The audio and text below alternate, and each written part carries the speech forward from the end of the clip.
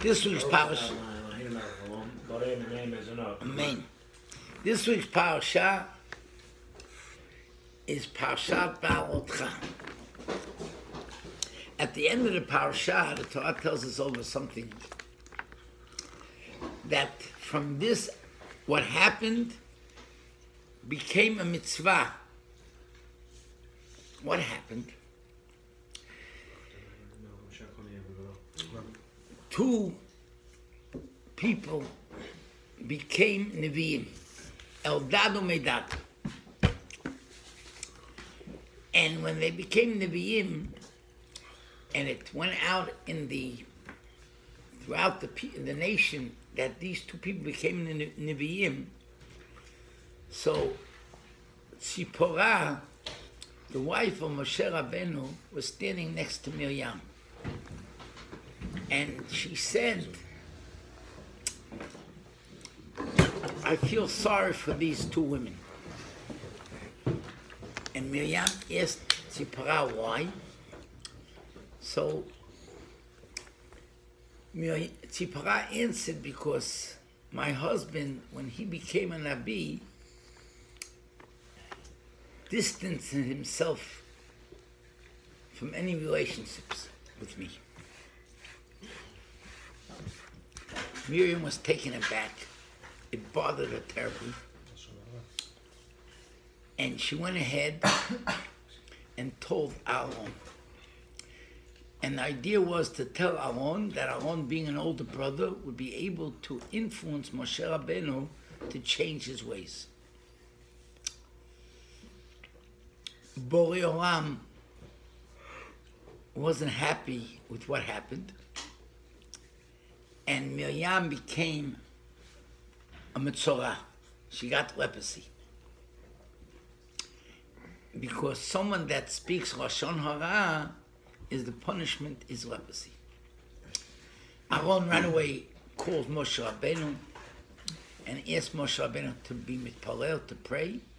And he prayed, and she got healed. Now, the Rambam, what happened? Borei Olam tells Miriam, you made a mistake. Your brother Moshe Rabbeinu is not like all Nevi'im. He's one of his kind. There's no one like Moshe Rabbeinu. There's no one like Moshe Rabbeinu in his level of Nevuah. And therefore, in his level of Nevuah, being that he is available to talk to me any given moment, therefore he cannot be in a position of having a relationship with a wife. But everyone else is different. It's only him. And she made that mistake, not understanding the greatness of her brother.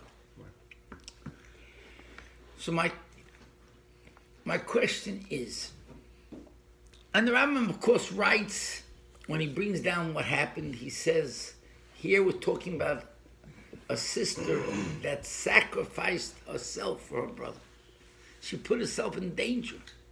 Because when she went ahead and originally watched over him when he was put into the water, she could have been shot by any soldier. She could have been killed. And she took her life in her hands to watch over her brother. And then when the daughter of Paro takes Moshe Rabbeinu out and is looking for a nursing lady, who does Miriam send?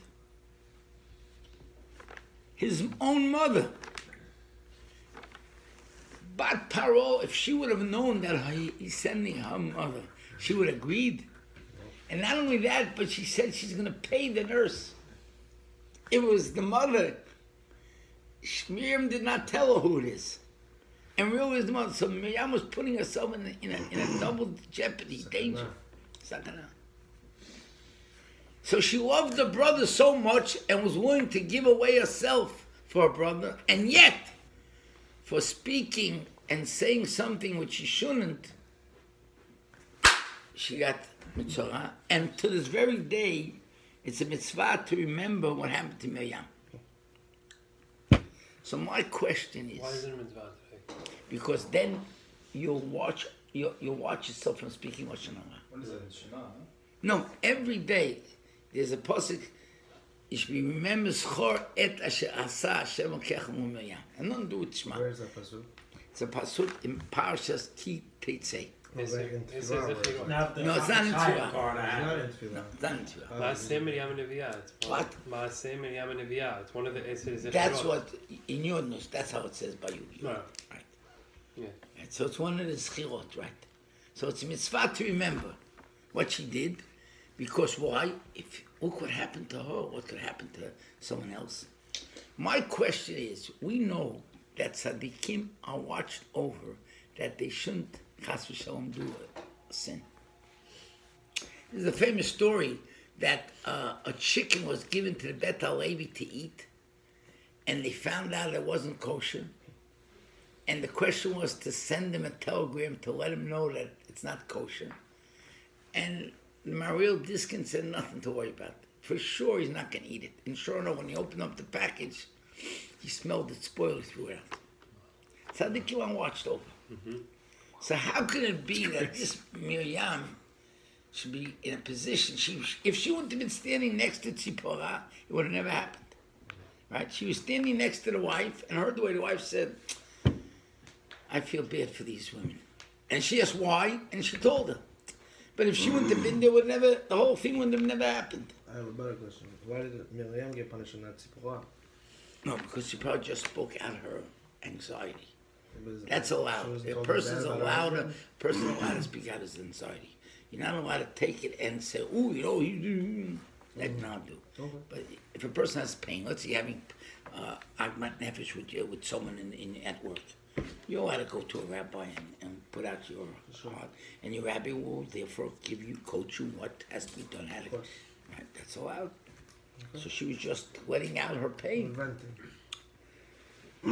So my question is, why did it happen to Miriam that she should be put into the position that she fell through in the sin? She was trying to help. You know, my answer is because even though she was allowed to fool Bat Paro, but she fooled Bat Paro. She fooled her. She was allowed to, but she fooled Bat Paro. In other words, so she fooled Bat Paro didn't know all the information. So Miriam also didn't know all the information about Moshe Rabbeinu. Because since by Bat Paro, that's my chidush. Since by Bat Paro, if she would have told Bat Paro, I'm calling the mother, she would have never let her. What are you kidding? Calling the mother? So she didn't let Bat Paro know that this is Moshe Rabbeinu's mother. So therefore, midah b'midah, she didn't understand the greatness of Moshe Rabbeinu, and she made a mistake on the greatness of Moshe Rabbeinu. So because she fooled Bat, because she didn't let all the information out on Bat Paro to know that this is, she held back on the information. Well, wasn't it in a way like a good thing? Yeah. That's what I'm talking. That's the chidush. The chidush is that even though it's a good thing, over here also Miriam meant for good. Miriam felt that her brother not doing the right thing was a good thing. Miriam looked at it like it's a good thing, but still wasn't. That's the depth. That's the deepness that I'm saying. That Akadosh Baruch Hu is medagdek midat hadin. That even though she meant Miriam did well, she did well. But Maseh, did Bat Paro fooled or not? So I want to give you an example. I know a great individual that when he was learning in Kollel, he went to ask how Gaon Moshe Feinstein if he's allowed to take certain money. In order for him to take this, he needed the money to live on, to be able to sit and learn. But in order to take this money, he couldn't say the whole truth. He couldn't say the whole truth. What does that mean? If he would have said the whole truth, it could be they wouldn't have given him the money.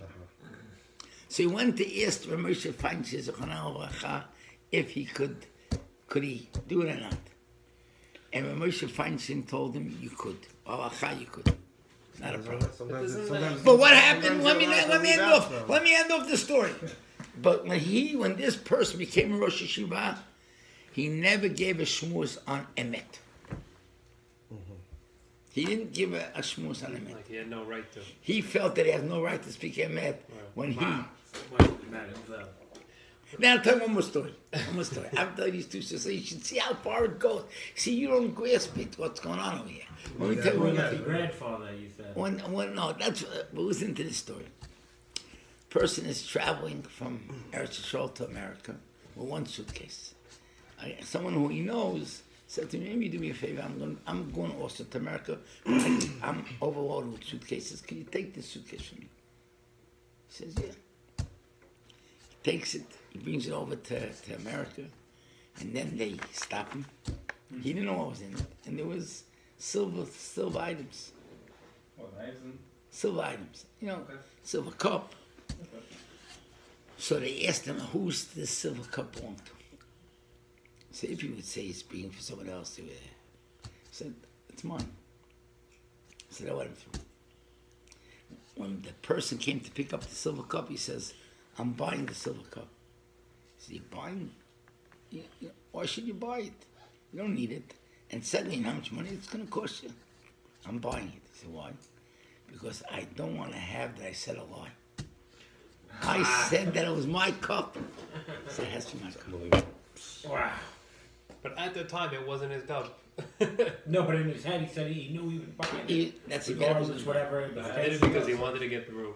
He wanted to get through. He was buying the cup, but the guy could owe him 1,000. You hear the story? You hear the story? Now what's your It's a question? loophole. But, Well, now let's see your the question. question is like this: with the story where he asked Rav Moshe Feinstein if he can not tell the full truth, isn't that a lack of emunah though? Because if he's meant to get it, he would get it regardless without saying the whole truth. With saying the whole truth, I mean. Maybe he knew he had to say it. Maybe he knew he had to say it this way, and that was like his. No, but if he's meant to get it, and Hashem would He make was him meant to get it because he got it. No, he was meant to get it because he lacked. Skipped some of the truth. So if he held back on some of the truth and he was able to get it, that's some sort of lack of emunah. You're 100% right. It's like this. He felt he wasn't in that level of bitachon that he could go ahead and tell the whole truth and have bitachon. But that's like an everyday business type of True. That's the thing. Talking to a customer, telling them the whole. No, your item truth. is the best item, and meanwhile it's just like. Not only that, they're asking, is this full American specs? You know, you say, yeah, it's just as good as American spec. Right, that's what I say. Exactly. But So I can say it's just as good. Good. Just as good. I say it has all English on the box. It's just as good. it's not the full truth, though. That's why that's exactly why I came here today to say. That's my whole idea. So I'm allowed to use that excuse because I know I'm not on that level of bitachon. I'm allowed to. No, you're allowed to be. No, but you're growing. You're getting. I like that. Every day you're I'm gonna going. use that. You're allowed to be a salesman. No. As long as you know. So you can say that? What I You can say, say the way you said it? I say like this. I have someone that calls me up daily, weekly with such questions. Business question. These type of questions. And I tell him, and he follows. You have to get a rabbi that you should call. And this rabbi, you'll ask your questions. The rabbi's too strict. Who's your rabbi? He's very, very. My brother knows. Who's your rabbi? Whatever Strict, no? whatever it is, you have to get a That's rabbi. what you want. What do you want? You want to. You have to get a rabbi who asks. You want to hear a He's not cute... white I have a guy in You want London you to can call. listen to a true story that happened this week. There's a rabbi Joey Dweck. I don't want to go to hell. Not a rabbi. I'm sorry. I'm Stop. joking. Okay. This was all recording. Edit it out. Let's go. So the story goes like this. That true story. Okay. Enough with that. Okay. What happens like this? A guy, so this fellow meets me, says, Rabbi, what happened? He had a parking space, and he told his friend that he's going to hold the parking space for him. Meanwhile, a lady comes up with her car, and she sees he's pulling out, so she wants the parking space. He says he wants to give it to his friend. He says, what do you mean? I'm here first. Yeah, but I told my friend I'm holding it. I'm here first. And then she let him have it over there. She says, take off your kippah.